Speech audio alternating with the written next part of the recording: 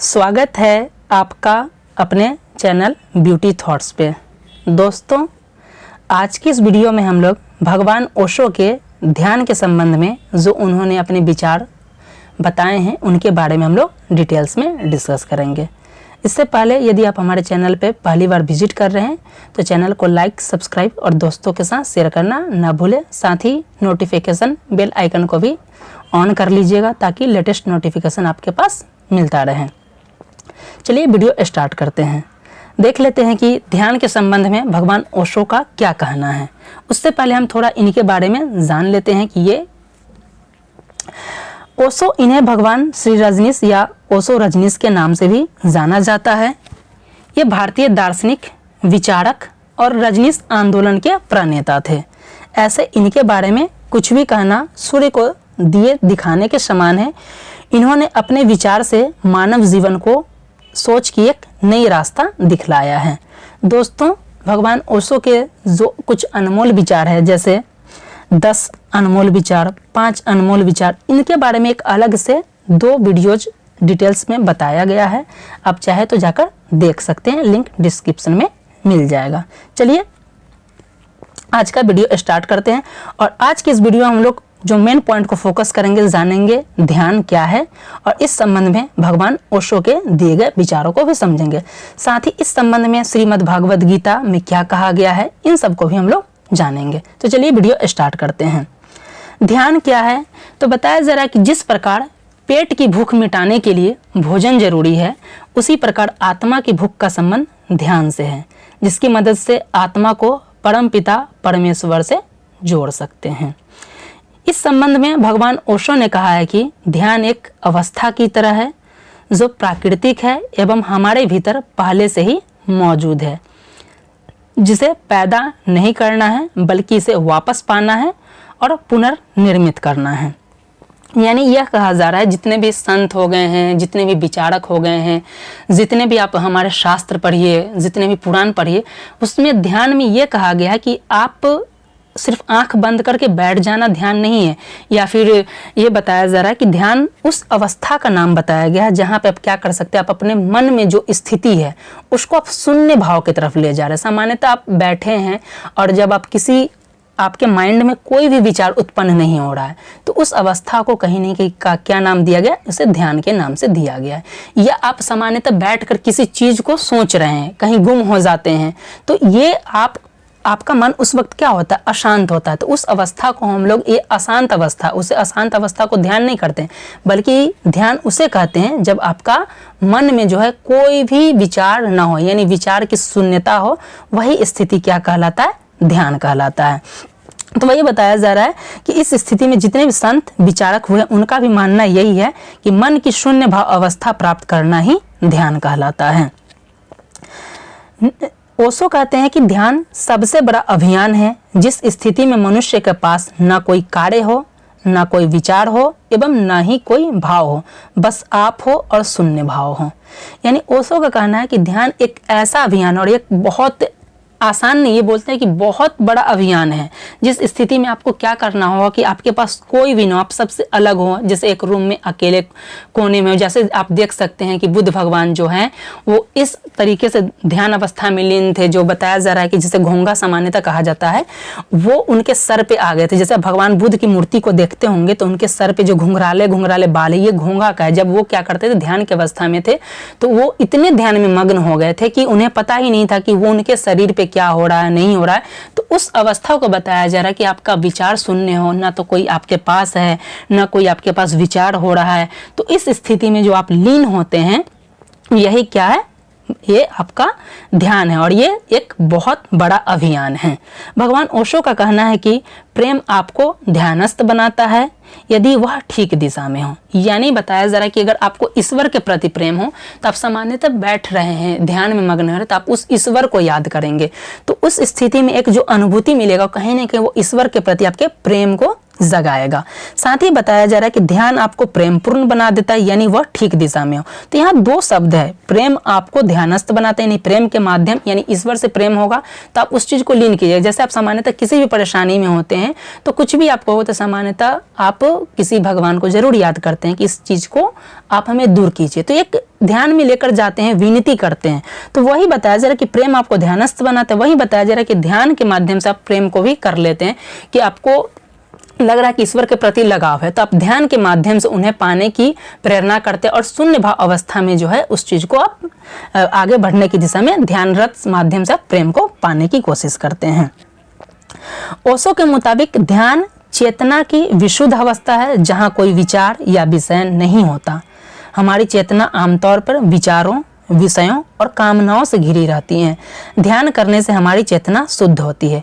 यानी यह कहना है जैसे आप सामान्यतः बैठे हो तो मन में 10 तरीके के विचार चलते हैं। जैसे स्टूडेंट जीवन में है तो स्टूडेंट के लिए सबसे बड़ा ये सवाल होता है कि सुबह उठने के बाद खाना क्या बनाना है और रात में क्या खाना बनाना है, दोपहर में नाश्ता क्या बनाना है। महिलाओं के लिए तो ये ज़्यादा है क्योंकि उनका जीवन का आप देख सकते हैं 50 से 60 साल वो किचन में ही चला जाता है। तो वही बताया जा रहा है कि सामान्यतः हमारे जो विचार होते हैं, जो हमारा जो मन है वो कहीं ना कहीं एक विशुद्ध अवस्था में पड़ा रहता है, वो हमेशा कुछ ना कुछ सोचता ही रहता है। और ये ध्यान जो है ये हमारी इन सब व्यवस्थाओं को दूर करके कहीं ना कहीं ये शून्य अवस्था में लाकर हमारी चेतना को एक नया रूप देती है और शुद्धता लाती है, ताकि हम जो है अपने विचारों को एक नवीनता दे सके और ध्यान रस्त रख के अपने जो है मन को वो शांत रख सके। ओशो कहते हैं कि ध्यान क्रियाशीलता के विरोध में नहीं है। क्रियाशीलता के विरोध कहने का मतलब ये नहीं कि आप अपने विचार को शून्य कर दिए, यानी आप सोचिए नहीं, सिर्फ आप क्या किए, आंख बंद कर लिया फिर बैठ गए, यानी कुछ हो रहा है आप शांत बैठे।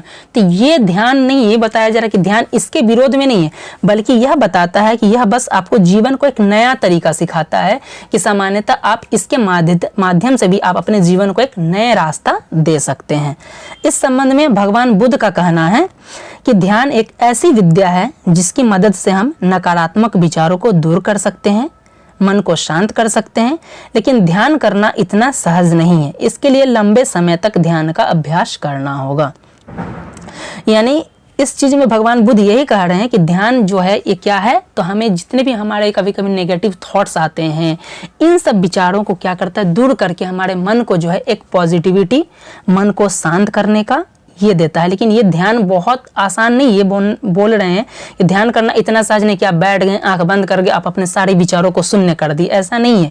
क्योंकि ये बहुत ही, ओशो स्टार्टिंग में ही हमने बताया कि ओशो कहते हैं कि बहुत ही बड़ा अभियान है, और बुद्ध भगवान कहते हैं कि ये ध्यान जो आपको एक लंबे समय तक आपको जो है निरंतर उस विचारों को शून्य करके ही आप क्या कर सकते हैं, उस ध्यान का अभ्यास करते करते उस चीज को आप प्राप्त कर सकते हैं।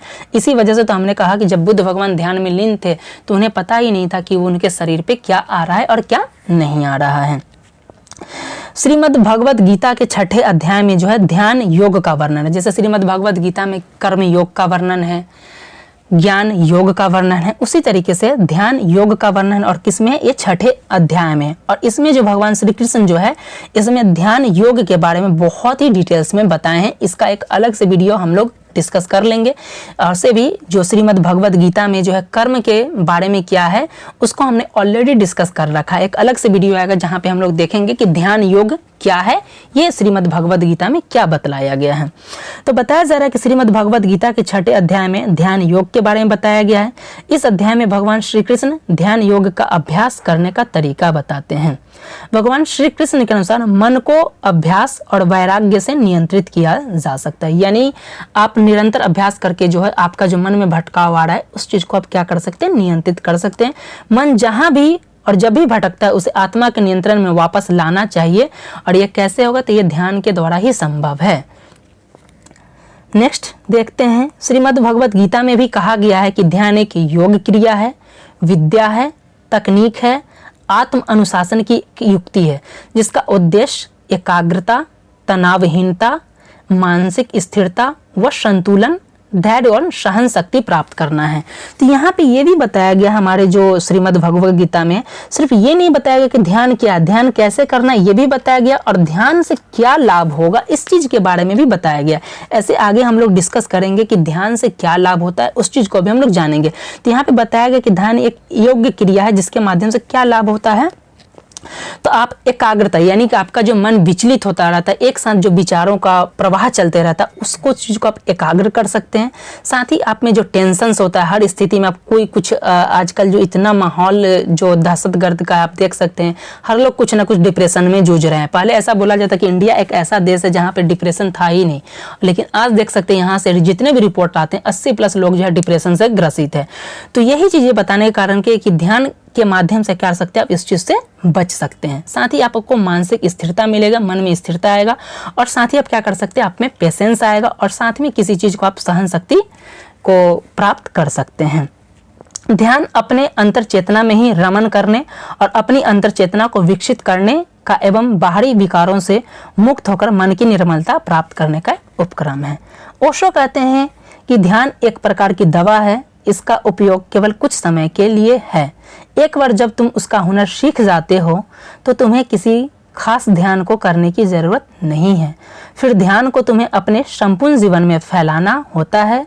जब तुम दिन में 24 घंटे ध्यान में रह सकते हो, केवल तब तुम उपलब्ध हो सकते हो, तब तुम उपलब्ध हो जाते हो। यहाँ तक कि सोना भी ध्यान है। ये बताया जा रहा है कि जब आप ध्यान में एक बार मग्न हो जाते हैं, जैसे आप देख सकते हैं जितने भी महान संत हुए हैं वो 20-20 घंटा 18-18 घंटा सिर्फ ध्यान में ही लीन रहते। क्यों? क्योंकि उन्हें ध्यान से प्रेम हो गया। उन्हें लग रहा है कि जो विचारों में इधर उधर भटकाओ, उस चीज़ को शून्य करके जो है ईश्वर के प्रति जो अपने विचारों को शून्य करके क्या है, ध्यान में मग्न रहना चाहिए। और वो सो यही कहते हैं कि जब आप ईश्वर एक बार लीन हो जाते हैं ना, आपको इसमें मग्न हो जाते हैं, तो आपको किसी साथ की जरूरत नहीं। आप अकेले रहते हुए भी आपको अकेलेपन का एहसास नहीं होता है। अगर आप सो भी रहे होते तो यह कहा जाता है कि आप ध्यान में ही हैं। ओशो कहते हैं कि ध्यान से भय तो स्वाभाविक ही होगा, क्योंकि ध्यान का मतलब है खोना, विलीन होना। ध्यान का अर्थ है मिटना। आपकी सारी परिचित भूमि विलीन हो जाएगी, आप अपरिचित लोक में संचरण करोगे। तो ओशो कहते हैं कि ध्यान जो पहली बार कीजिएगा, ध्यान कर रहे हैं तो ध्यान से डर लगेगा, क्योंकि आपको इसमें कुछ अलग ऐसे चीज़ों का एहसास होगा, ऐसी चीज़ों को आपको मिलेगा जो आप सामान्यतः नहीं, क्योंकि आपकी जहाँ पे विचार जो आप छोटे छोटे सामान्यतः ध्यान से पहले आप देख सकते हैं कि जिस चीज़ों का बड़ा समझ रहे हैं कि ये प्रॉब्लम बहुत बड़ा है, ध्यान आपको वो चीज़ देता है, वो साधन देता है कि वो प्रॉब्लम आपके लिए सामान्यतः छोटी लगने लगती है। तो आपके एक जीवन को एक नया रूपरेखा, एक नया डायरेक्शन मिलेगा। तो आपको कहीं ना कहीं लगेगा, जैसे आपके कुछ परिचित मित्र भी होंगे तो वो बोलेंगे कि शायद तुम्हारा रवैया अलग हो रहा है, तुम एकांत में रहने लगोगे। तो ऐसा नहीं है। तो इसी चीज को बोला जा रहा है कि ये इससे आपको भय होगा, आप क्योंकि आप खो रहे हैं, विलीन हो रहे हैं किसी चीज के प्रति, और ये इसका मतलब है आप मिट रहे हैं और आपकी सारी परिचित भूमि विलीन हो जाए। क्योंकि आप हो सकते जब ध्यान में मग्न हो जाएंगे तो आप अकेले होते हुए भी अकेले नहीं लगेगा। तो आप जो पहले 10 लोगों को ढूंढ रहे थे अपने आपको हंसी मजाक के लिए, तो आप अकेले में रम जाइए, क्योंकि आप ध्यान में ही अपने आप को अकेला पाकर भी खुश हैं। तो इस चीज से क्या हो जा रहा है, भय स्वाभाविक होगा, ऐसा ओशो का कहना है। साथ ही ये बोलते हैं कि ध्यान बड़ी गहन यात्रा है, इसलिए भय तो लगेगा। भय स्वाभाविक है, इसमें कुछ अस्वाभाविक नहीं है, लेकिन भय से उठना जरूरी है, अन्यथा यात्रा शुरू नहीं होगी। क्या करें जिससे भय छूट जाएगा? तो इनका कहना है कि हम अभी तक यही हमने डिस्कस किया कि भय से डर तो लगेगा, लेकिन ये कह रहे हैं कि इसमें भय लगेगा, लेकिन हमको क्या करना है, रुकना नहीं है, और हमें ऐसा क्या करना है जिससे भय छूट जाए। तो इसका एकमात्र उपाय है ध्यान। दोस्तों, अब तक तो हमने ध्यान के संबंध में जो भगवान ओशो के, साथ ही भगवान बुद्ध के, और इसके अलावा जो श्रीमद् भगवद गीता में जो ध्यान के कंटेक्स्ट में जो बातें की गई हैं उसके बारे में हमने बहुत ही डिटेल्स में बताया। अब देख लेते हैं कि ध्यान से क्या लाभ होता है और ये ध्यान क्यों करना जरूरी है, इन चीज़ को देख लेते हैं। ओशो कहते हैं कि ध्यान से कुछ इस प्रकार के लाभ होते हैं। जैसे इनका कहना है कि ध्यान से मन और शरीर के बीच का संबंध मजबूत होता है। तो हमने स्टार्टिंग में ही बताया कि ध्यान ऐसा चीज़ है जिसके माध्यम से आप आत्मा से परमात्मा को मिल सकते हैं। तो ये मन को शुद्ध करता है और जो है शरीर को एक नया संबंध, मजबूती प्रदान करता है। ये आपकी जो सोच को जो है क्रिएटिविटी देता है और आपको जो प्रॉब्लम को सॉल्व करने के लिए एक नया डिसीजन मेकिंग क्षमता को देता है। साथ ही ये बताता है कि आपको जो है इससे याददाश्त सुधार में वृद्धि होती है, और ये साथ ही कहने कि आपकी सोच को क्रिएटिविटी भी बनाती है। ध्यान करने से ऊर्जा बढ़ती है। ध्यान का अभ्यास आपके दिमाग को साफ करता है, जिससे आप एनर्जेटिक महसूस करते हैं।